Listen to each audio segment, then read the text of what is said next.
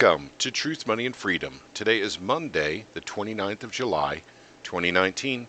Hey gang, this is probably going to be my shortest podcast ever. Just wanted to show you something.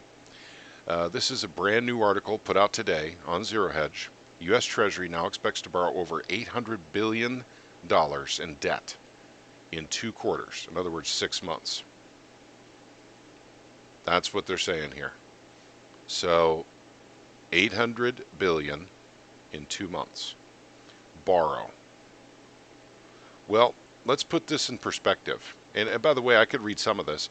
One of the reasons why Trump and Congress were so quick to pass a debt ceiling last week is that they had failed to do so, with the Treasury's cash balance sliding precariously lower and expecting to hit zero by early September.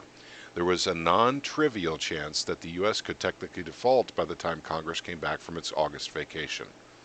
Well, there's a good reason to spend $800 billion right there.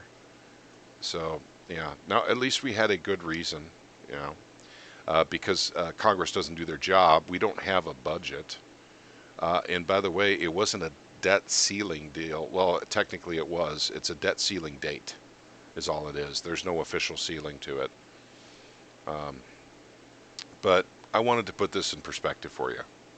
Let's go to the debt clock time machine and let's go back to 1980. Look at that. $900 billion in debt in 1980. 200 years. In 200 years of our country up till 1980, we only had $900 billion of debt.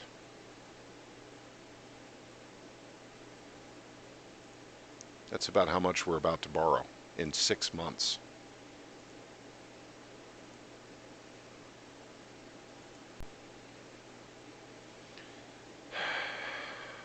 I don't know what else to say.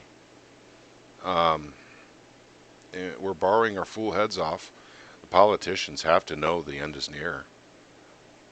So, kicking this can like this and keeping this thing going, it keeps them in office and everything, but the pain is going to be exquisite when this thing, whatever this thing hits. It's going to be terrible. So, it's just food for thought, gang. $800 billion in debt in 2 quarters. In other words, in 6 months.